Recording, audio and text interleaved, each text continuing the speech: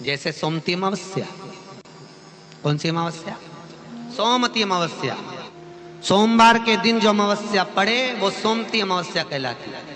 क्या करना पड़ता है उस दिन? पीपल के पेड़ की परिक्रमा करो या तुलसी की परिक्रमा करो या पूजन करो, पाठ करो, कुछ भी करो, पर सोमती के दिन दान करो, पुण्य करो, सत्कर्म करो, भजन करो। तो सोमती अमावस्या का विधान इतना शास्त्र क्यों कहता है कि सारी अमावस्याओं में प्रबल सोमती अमावस्या है? शनिचरी अमावस्या से भी बड़ी अमावस्या सोमती कहलाती है महाराज। तो कहा उस दिन सारे जितने भी ग्रह हैं, जितने भी ग्रह, सारे ग्रह चंद्रदेव के साथ मिलकर भगवान शंकर की आराधना में डूबते हैं। और भगवान शंकर की आराधना में डूबते हैं तो उस दिन जो किया हुआ दान पुण्य सत्कर्म है वो हमारे, आप लोगों को मालूम होगा, पितरों की 3 गतियां, पितर, आहुत, वासुक। कितने? 3। गर्भ में जो चले गया आहुत है, कुमारी अवस्था में गया जिसकी शादी नहीं हुई, आहुत। पितर अधोगति में अचानक बहुत सारी तमन्ना थी, बहुत कुछ करना चाहता था और अचानक चले गया, मर गया, पितर गिनती में आ गया। वासुक जो एक्सीडेंट आदि, खांसी, सुसाइड, वासुक।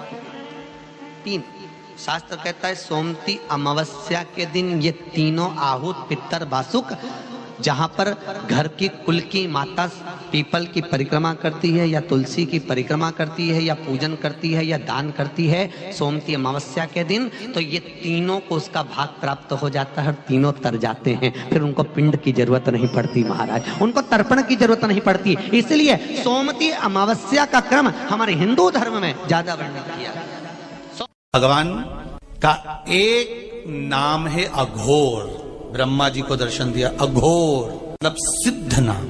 और बहुत ध्यान से सुनना भाई, बहुत प्रयास कर लिया आपने, कामना सिद्ध नहीं हो रही। 1 लोटा जल, एक जल का पात्र लीजिए, उस जल के पात्र को लेकर उसमें थोड़ा सा लाल चंदन डालकर बेलपत्री के वृक्ष के नीचे और देवादिदेव महादेव को चढ़ाना प्रारंभ कर दीजिए। उसके बाद में 1 लोटा जल स्वच्छ फिर शिव जी को चढ़ाओ। श्री शिवाय नमस्तुभ्यम बोलकर आपकी कामना कहकर भगवान शिव पर अघोरेश्वर महादेव का नाम लेकर आप चढ़ाना प्रारंभ करिए। बाबा आपका कार्य 3 महीने के अंदर पूर्ण कर देगा, सफल। पड़ने वाली सोमती अमावस्या को मत छोड़ना। निवेदन है, आप एक पात्र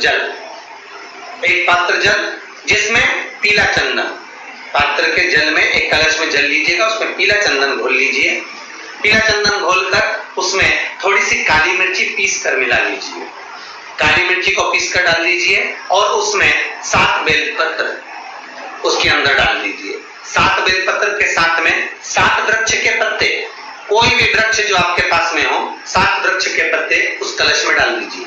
घर से निकलते समय पूरे घर का भ्रमण करते हुए जिस व्यक्ति को रोग बहुत है उस व्यक्ति का स्पर्श कराते हुए वो जल शंकर भगवान के ऊपर समर्पित कर थोड़ा सा जल बचाकर, पत्तियां सब शिव जी को चढ़ाकर थोड़ा सा जल बचाकर शंकर की देहली पर चढ़ा दीजिए, शंकर की चौखट पर, भगवान शंकर के शिवलिंग की। के रुद्राक्ष में कई लोग कहते हैं रुद्राक्ष महोत्सव होता है, हम लोग रुद्राक्ष महोत्सव में आते हैं। हम कहते हैं जिंदगी में कहीं जाओ ना जाओ, पर सीहोर में जब रुद्राक्ष महोत्सव हो 7 दिन का, 7 दिन मेरे बाबा के चरणों में पड़े रहो और उस रुद्राक्ष महोत्सव का आनंद लेते रहो। 7 दिन बाबा के चरणों में पड़े रहो। कोई कहे हम पहले हो जाए बाद में, ना आते रहो, बाबा तुम्हें बुलाता रहे। और कभी मौका लगे सीहोर जाने का तो कंकर शंकर 5 कंकर उठाकर उसका पूजन कर रख कर 1 कंकर लेकर बाबा से एक रुद्राक्ष झोली पसार कर बाबा देना। रुद्राक्ष को साधारण नहीं, जो बीमारी है, तकलीफ है, दुख है, जब लेते समय बाबा से प्रार्थना करना, बाबा हमारे दुख मिटाने के लिए आपको लेकर चल रही हूं, दुख मिटाने। उस बहन ने लिखा है, दिव्या पाटिल ने, कि ऑपरेशन थिएटर में ससुर जी को बुलाया गया और कहा कि ये पहला ऑपरेशन है जिसमें गठान बाहर निकल गई, किडनी रह गई है। विश्वास, भरोसा, दृढ़ता। और हमारा भरोसा करता है, विश्वास करता है, इस सिरपुर की धरा पर आप जो लाखों की संख्या में आए हो, जैसा नजारा काशी में 5वें, 6ठे और 7वें दिन था, वो नजारा तुमने पहले दिन कर दिया।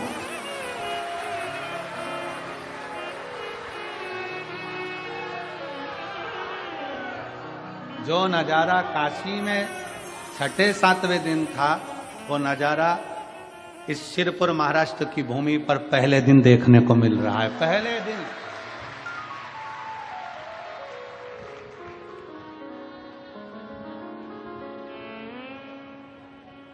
और उस नजारे से भी भारी नजारा, ये शिव तत्व है, ये शंकर अवघड़ी भरोसा। कुबेरेश्वर धाम का रुद्राक्ष साधारण नहीं, उस भूमि पर जाना साधारण नहीं है। 12 ज्योतिर्लिंग का केंद्र बिंदु है कुबेरेश्वर धाम की भूमि। जब दिल से जाओगे, 12 ज्योतिर्लिंग का बल कुबेरेश्वर बाबा की उस भूमि पर आता है। आप दिल से मांगोगे, वो दिल से देता है। जाओ, 1-2 दिन वहां रुको, बाबा के धाम पर दरी बिछाओ, सो, कंकर शंकर की पूजन करो, थोड़ा सेवा, झाड़ू, भोजनशाला में भोजन परोसना, बनवाना, सब करो, सेवा करो सेवा।